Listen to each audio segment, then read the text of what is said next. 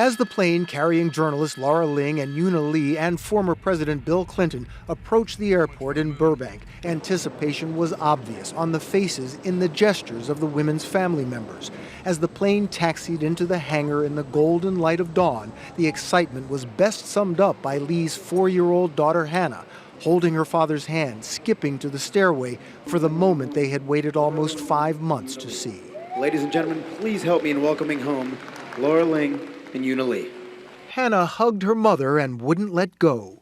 The two journalists, isolated for 140 days, suddenly thrust before a throng of cameras. 30 hours ago, Euna Lee and I were prisoners in North Korea.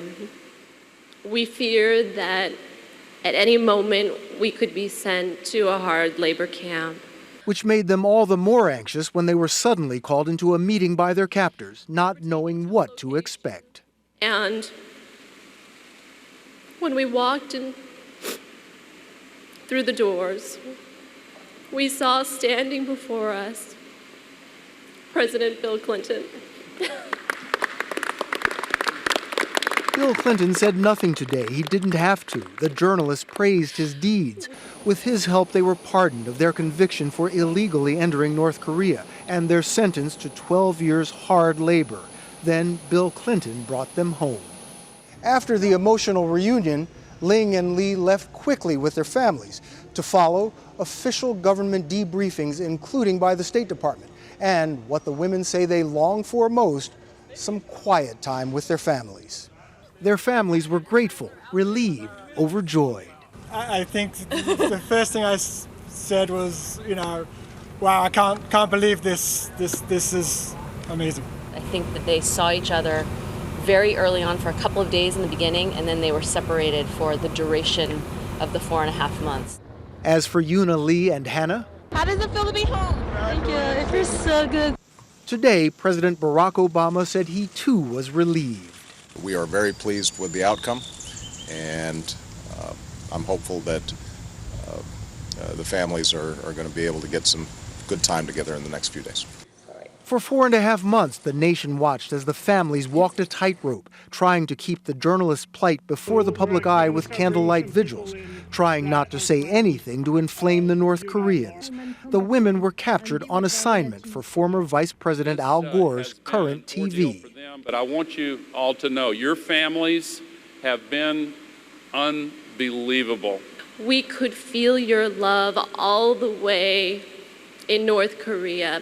It is what kept us going in the darkest of hours. For Euna Lee, Lara Ling, and their families, this must surely be their brightest day. Bill Whitaker, CBS News, Burbank. The Clinton mission to North Korea may have come as a surprise, but the planning had been going on for weeks.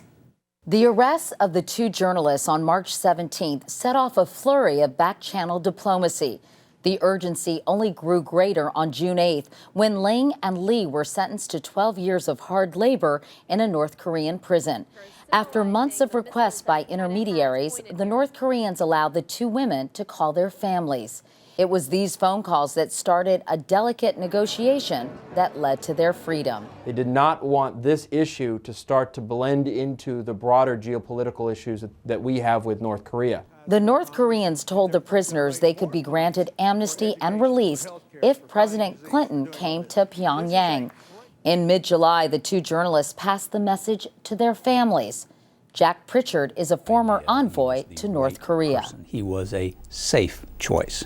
And what I mean by that is President Clinton would not go off the reservation. Within days of hearing the North Korean request, former Vice President Gore asked former President Clinton if he would be willing to travel and obtain their release. And just days later, on the weekend of July 24th, National Security Advisor James Jones approached Mr. Clinton with the same request. The former and current presidents had no direct conversation before the trip. But the White House did impose conditions on Mr. Clinton's visit, only the second by a former U.S. president. One, he would travel as a private citizen and not a representative of the Obama administration. Two, that no other negotiations take place, including topics like North Korea's nuclear weapons program and controversial missile tests in April and May. But given the former president's interest in the issue, most experts say it's likely the subject came up. To have President Clinton in Pyongyang, the first high-level visit in a decade, and not raise some of these issues, I think is a little bit beyond belief. While the 20-hour visit proved successful in winning the release of Ling Euna Lee, major questions remain as to whether this will lead to more direct talks with a nation the Bush administration had frozen out. The North Koreans had a terrific face-saving opportunity, and if they didn't take advantage of this to send positive signals to President Clinton, then there's really no hope for them. North Korea rejected the administration's first choice for the mission, former Vice President Al Gore. Mr. Clinton agreed to go only after North Korea provided assurances the reporters would in fact be released.